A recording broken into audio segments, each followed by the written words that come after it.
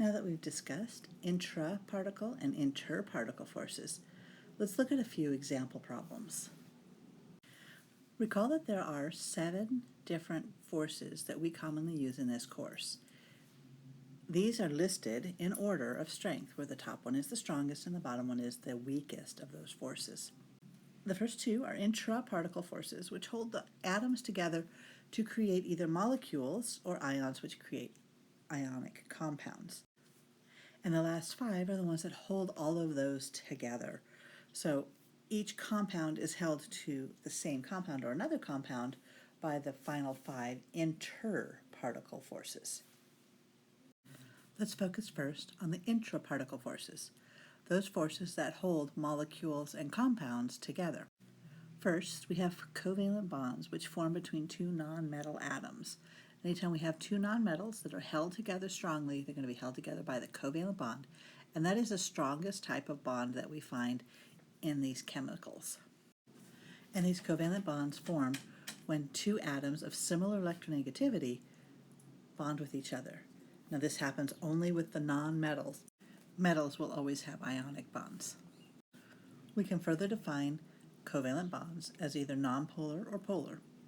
If they are nonpolar, that means that the 2 atoms are exactly the same and have the same exact electronegativities. If they have a polar bond, they must have different electronegativities.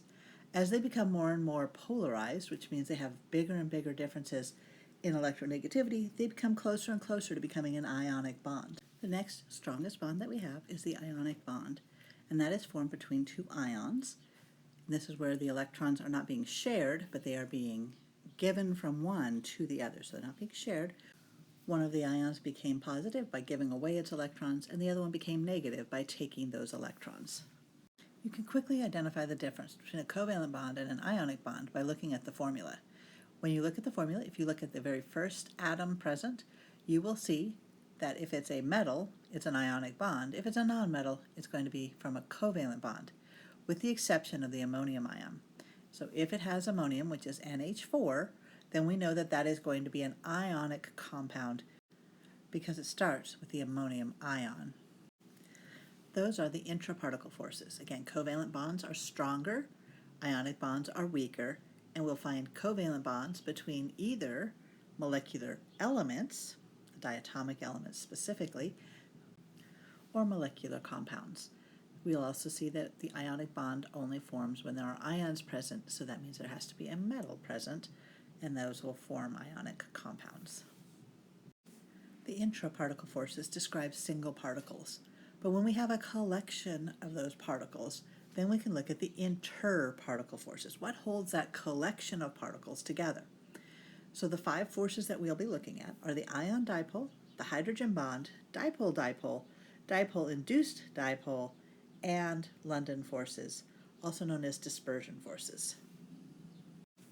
These 5 forces are available for any time we're mixing 2 different chemicals together, while only 3 of these interparticle forces are available for pure substances. So let's quickly review how we can identify each of these.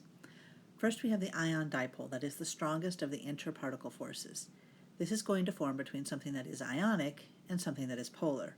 This must be a mixture because one substance cannot both be ionic and polar at the same time. One thing is ionic, the other one is polar. We identify something that's ionic because it starts with a metal or ammonium, and so we know that if it has that and another compound, then we know that it has to be an ion-dipole interaction. The second strongest interparticle force is the hydrogen bond. A hydrogen bond forms when there is a polar compound, and in that polar compound there is a hydrogen that is attached to fluorine, oxygen, or nitrogen. If it's attached to fluorine, oxygen, or nitrogen, and there is another compound that has a fluorine, oxygen, or nitrogen, then we know that they could have a hydrogen bond. And hydrogen bond, again, is something between 2 polar molecules. This can be a mixture, but it could also be a pure substance. The best example we have is water, which is formed of H2O, and when it is with another H2O, a hydrogen bond will form between those 2 water molecules. Hydrogen bonds are just very, very strong types of dipole-dipole interactions, but because they are so strong, we've separated them out. We're going to look a little bit more at the dipole-dipole. So dipole-dipole interactions are interactions between two polar compounds. They do not have hydrogen on fluorine, oxygen, or nitrogen, but they do have strong polar bonds. So the two ends are different, however they're different on the molecule. We can see dipole-dipole interactions for pure substances where the two molecules are the same, or we can see them for mixtures where one molecule is different from the other. Our next weakest one is going to be the dipole-induced dipole. In this case, we have something that is polar combining with something that is nonpolar. That's our induced dipole. In order to have that, we must have a mixture. This cannot be a pure substance because one of the compounds is polar and the second molecule must be nonpolar. So there is no substance that is both polar and nonpolar at the same time, so this must be for a mixture. And our final one is going to be our London forces. Now, London forces are the weakest interaction that we have between particles, and these ones are going to be between only nonpolar molecules. This can be both pure or a mixture. So if it's a mixture, we have two different nonpolar molecules, and it's still going to have London forces, or we can have all of the same molecule, and then that would be a pure substance, and it would still have London forces. Notice that these interparticle forces are listed in order of strength. So anything that has an ion-dipole interaction could also in the same container have dipole-dipole interactions. It could also have London forces. All of those are going to still be present, but I'll be asking you about which is the strongest force present. So it will have everything below that could be there. It may not have a hydrogen bond if it doesn't happen to have a hydrogen on fluorine, oxygen, or nitrogen, but pretty much everything else below it would be present in an ion-dipole interaction. So remember, everything below can be present in each of these, except a little bit we have to be aware of the hydrogen bond because it must have hydrogen on fluorine, oxygen, or nitrogen. Now let's give some examples. On each of the following sections, you'll see two questions. The first question is always going to be, what is the strongest force present? And the second question will be, what is the strongest interparticle force? And the difference here is that when I say the strongest force, you will really only have two choices. It's either going to be a covalent bond or an ionic bond. When I talk about the interparticle force, it'll be the following five: the ion dipole, hydrogen bond, dipole-dipole, dipole-induced dipole, or dispersion forces. So you'll always know which question I'm talking about. If it says the word interparticle, it's the bottom five. If it says strongest force and it does not say the word interparticle, it is either covalent or ionic. To decide if it's covalent or ionic, you just look to see, is there a metal or ammonium present? If there is, the answer would be ionic. If there's not, the answer will be covalent. Be aware that you may be given a mixture and asked what is the strongest force present. If you are given a mixture, then you look at each of the two compounds. One of them might be ionic and the other one might be a covalent compound. If we find that it is a molecular compound present, then we know that the strongest force is going to be the covalent bond. Even though there's also an ionic one there, that will not be the stronger one, so we'll just pick covalent for the answer. To identify the strongest interparticle force that's present, you'll have a little bit more work. In this case, you'll need to find what are the two particles, and of those two particles, what type of forces are present. So are they ionic? Are they covalent? If they're covalent, are they polar or nonpolar? If they're polar, does it have a hydrogen bond possible? So there's kind of a few steps in here. And the first step is to identify what are the two particles present. Now sometimes you're given a pure substance. So let's say I ask you, what is the strongest interparticle force found in carbon dioxide? Well, the first thing you need to do is identify what are the two particles. Well, I only said carbon dioxide, so what are the two particles? If I give you a pure substance, such as the carbon dioxide, in the case of a pure substance like carbon dioxide, both substances are going to be carbon dioxide. So we're looking at how does carbon dioxide bond to carbon dioxide. The second step in the process will be to identify what type of compound you have. So is there an ion present? If one of them is ionic and the other one is polar, the interaction will be an ion-dipole interaction. If both of them are nonpolar, like we saw in the carbon dioxide, we would find that they would have London dispersion forces as their strongest force because they're both nonpolar. If one of them is polar and the other one is nonpolar, we definitely have a mixture, and that mixture will have the strongest force being a dipole-induced dipole. Then we can look at the last two, which are dipole-dipole and hydrogen bond. How do you know which one you have? Well, they're both polar substances, so we know that if I have two polar substances, they could have a dipole-dipole and they could have a hydrogen bond. Which one is most likely? Well, it depends upon whether there's a hydrogen on fluorine, oxygen, or nitrogen. If there's a hydrogen on fluorine, oxygen, or nitrogen, and the other molecule also has a fluorine, oxygen, or nitrogen, it does not have to have a hydrogen on it, but if it has a fluorine, oxygen, or nitrogen on the second molecule, then the interaction will be a hydrogen bond. If there's no hydrogen on fluorine, oxygen, or nitrogen, then it will just be a dipole-dipole interaction. Okay, let's start with phosphorus monofluoride and bromine, and we'll ask both questions. First, what is the strongest force present? And when we look at these two chemicals, we see that they are both made of only nonmetals, which means that they each have covalent bonds.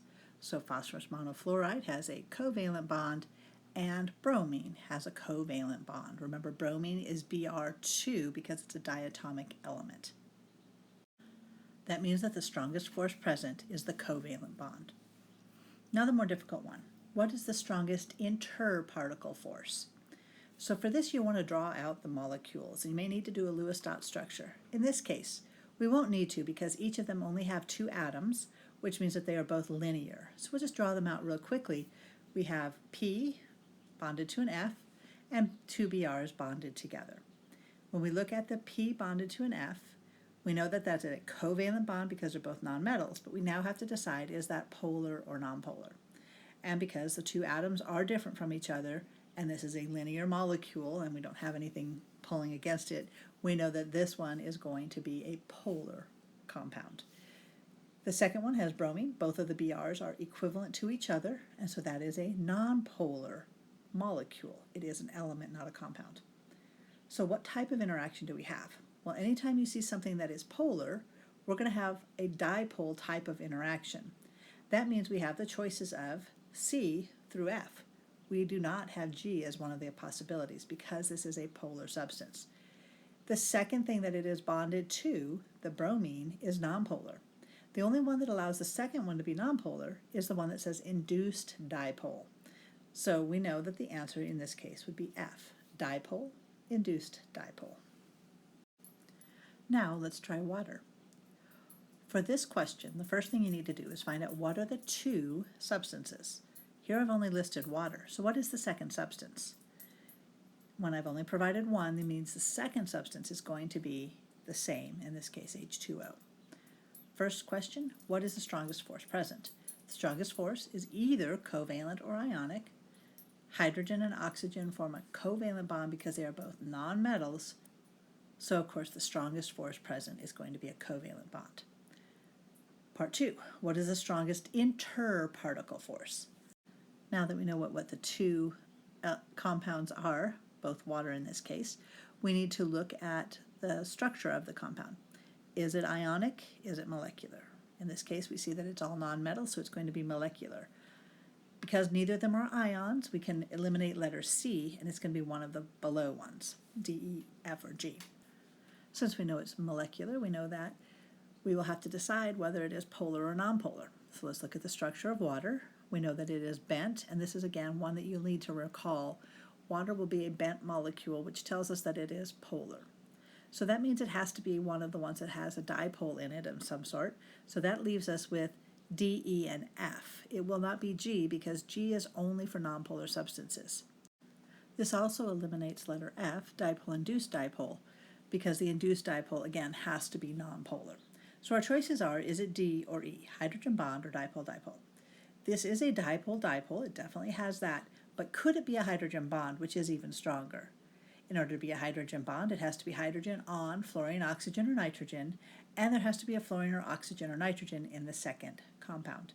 In this case, we do see that we have hydrogen on oxygen And again, we have another oxygen in the second one, so this will have a hydrogen bond. So the answer here is letter D. Hydrogen bond is the strongest force. It also has dipole-dipole forces. It also has dispersion forces, but we don't include those. We're asking what is the strongest force in this question.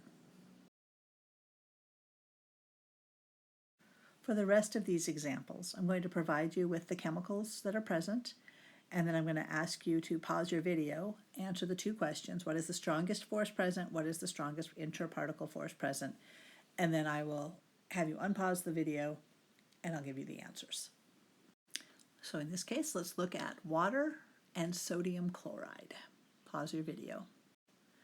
All right, welcome back.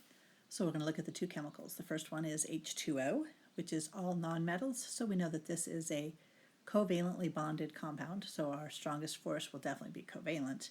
The second one is NaCl, which is an ionic compound, and so in this case, that would be ionic, but the strongest force in the container will be the covalent bond.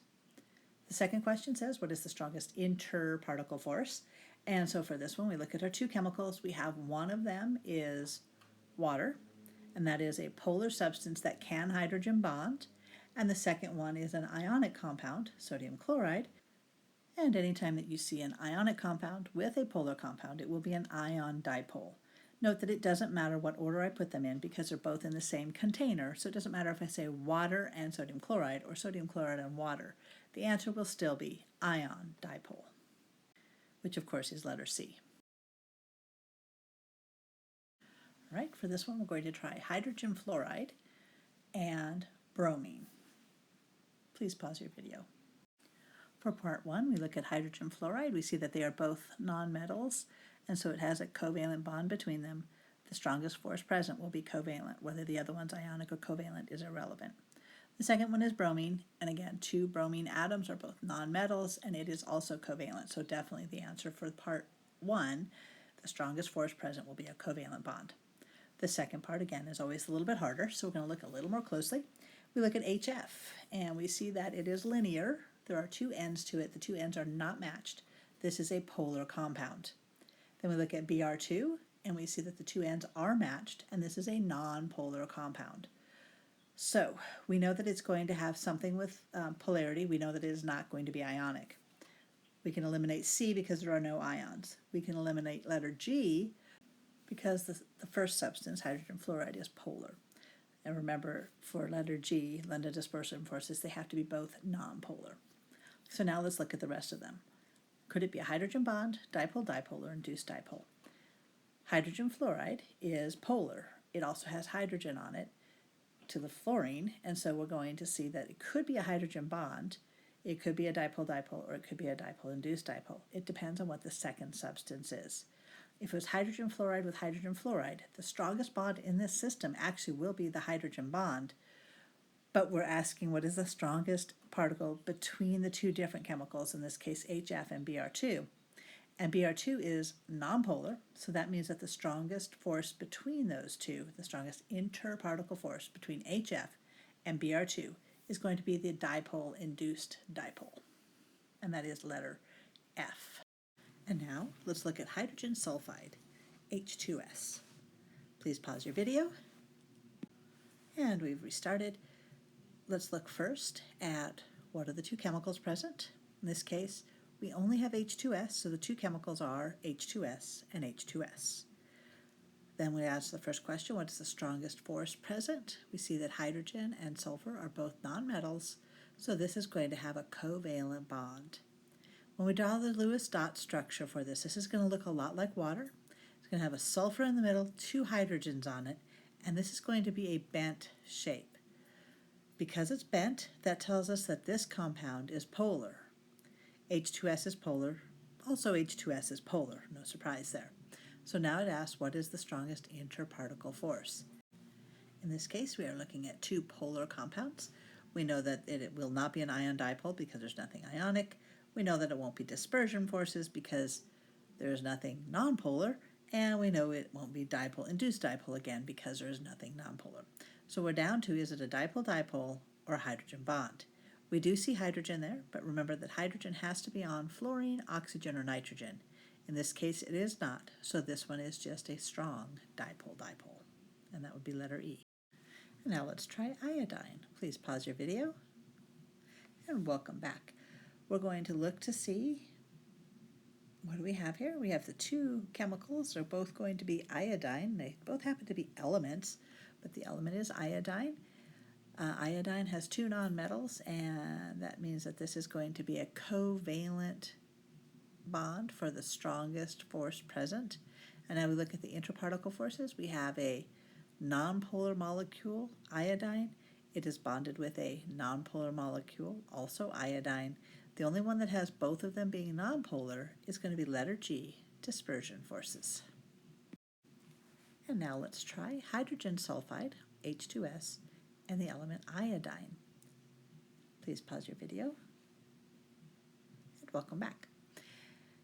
So let's answer question 1. What is the strongest force present? Notice that everything here is a nonmetal. In both cases, the H2s and the iodine, everything's a nonmetal. So that means that we're going to have covalent bonds as our strongest force present.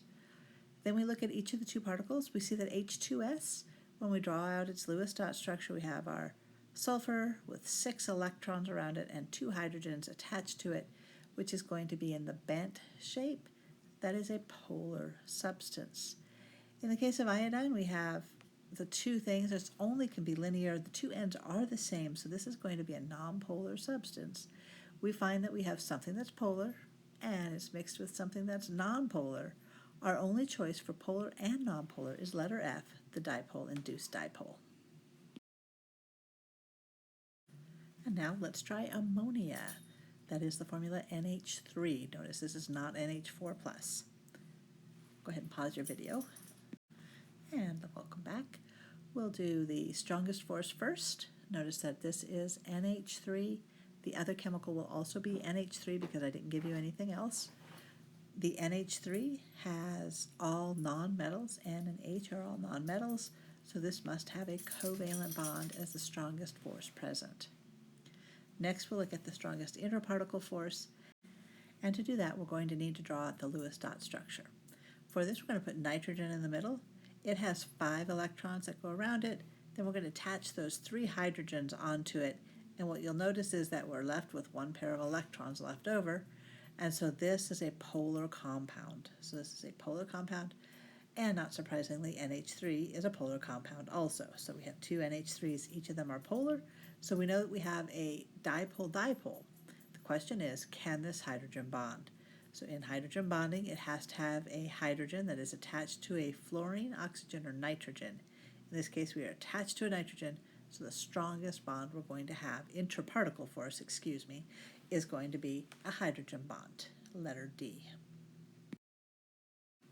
And now let's try hydrogen fluoride and iron 3 chloride, FeCl3. Go ahead and pause your video. Okay, let's find the strongest force present. Our two chemicals are HF and FeCl3. HF is a covalently bonded compound because both of them are nonmetals, so we have a covalent bond, and FeCl3 is ionic because it starts with the metal iron. And so we're going to see that this is going to be the strongest force will be the covalent bond. And now for question 2, what is the strongest interparticle force? Here we see we have something HF, which was going to be a covalent compound, so we're going to identify it as either polar or nonpolar. The two ends are different, so this one is definitely polar. And the second substance is ionic. So the only one of the interparticle forces that allows us to have something that is ionic is the ion dipole. So we know right away that the answer here is C. And now let's try a little bit more tricky one. We have phosphorus monofluoride and hydrogen fluoride.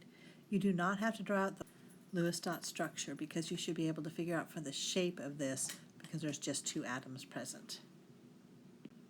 So please go ahead and pause your video. And welcome back. And so now we're going to see, first off, what are our 2 chemicals? They're phosphorus monofluoride and hydrogen fluoride. They both have fluorine in them, but in this case they are all non-metals. So since there's no metals present, we know that the strongest force will definitely be a covalent bond. Next, we want to find what is the strongest interparticle force. So for this, we're going to need to draw each of them. we have phosphorus monofluoride, and again, I'm not doing all the electron dots because I know that this is going to be a straight line because there's only 2 atoms present. Same thing with the hydrogen fluoride. It's got to be a straight line because there's only 2 atoms present. It doesn't really matter if I'm having them above and below or left and right. It is still going to be a straight line. So let's look first at the phosphorus monofluoride. Is it polar or nonpolar? The 2 ends are different, so we said that this one is polar. This will have some kind of dipole interaction. And that means we can eliminate letter G, London dispersion forces, because we have to have 2 nonpolar substances there to be the strongest force present. Next, we're going to look at the second part. So we're going to see HF. We see that that one is polar. So that means we eliminate letter F, which is the dipole-induced dipole, and of course letter C, because there has to be an ion present. So for C, we have to have an ion. For F, we had to have a nonpolar substance. So it's definitely not C, F, or G, which means we have a choice of D or E. To decide this, we're going to look for 2 things. We need to have hydrogen on a fluorine, oxygen, or nitrogen, and that we see here with HF, the hydrogen fluoride. And then it also has to have a fluorine, oxygen, or nitrogen present on the other molecule. And in this case, we do have a fluorine, so this one will have a hydrogen bond. Letter D. All right, let's try one that's another kind of tricky one. You have to pay close attention to what's required here. We're going to try hydrogen fluoride and carbon dioxide, so HF and CO2. Please pause your video while you work through this. And welcome back. So we're going to look first to see what is the strongest force present. And we see that everything here is a nonmetal, so that tells us that we are going to have all covalent bonds present. There will be no ionic bonds. So our strongest force present will definitely be a covalent bond. Second question is, what is the strongest interparticle force? Since we're looking at the 2 different particles and we need to identify them. The first one is HF. There's only 2 elements present, so we know this is going to be a straight line. The 2 ends are different, so this is definitely going to be a polar compound. The second one we have is CO2, and we'll need to draw the Lewis dot structure. We're going to put carbon in the middle. We're going to put those 2 oxygens hanging off of it in a straight line. So even without putting the dots in, I can see that the oxygens are on opposite ends of each other, so they're matched up with each other, and that means that this is a non-polar compound. We're going to go ahead and draw the Lewis dot structure just to have it complete, and so we're going to put in a double bond here and a double bond here, make sure that we have an octet, so make sure that all of the electrons are present, and we see that we have a non-polar compound. So we have something that is polar with something that is non-polar. And the answer for that is only letter F. We do not have the choice of hydrogen bond. Could hydrogen bonding happen in this container? Absolutely. It will the hydrogen fluoride will hydrogen bond to itself, to another hydrogen fluoride. But with the CO2, it is not going to be able to do that because the carbon dioxide is not polar, and so the HF does not bond to it in a hydrogen bonding form. It will be a dipole-induced dipole form. Okay, let's try NH4Cl, ammonium chloride, and water, H2O. Please pause your video, and welcome back. So we have NH4Cl and water as our 2 substances. The first one, NH4Cl, is a ionic compound. It starts with ammonium ion, so this is an ionic compound. The second one is water, which is a polar compound. We have H2O. This one starts off a little tricky because we do have all nonmetals here, and that would tell us, generally speaking, that that is going to be all molecular compounds, and that means that the covalent bond is the strongest. And we do see that the covalent bond will be the strongest bond. But do note that the NH4Cl, even though it is completely made up of nonmetals, is an ionic compound because it has that NH4+, which is an ion. So we do have an ionic compound. We're going to see that this has something ionic, so we know automatically that this one will be an ion dipole. Now we do want to check that the water is polar, and we see that water is polar, so this one is definitely an ion dipole interaction.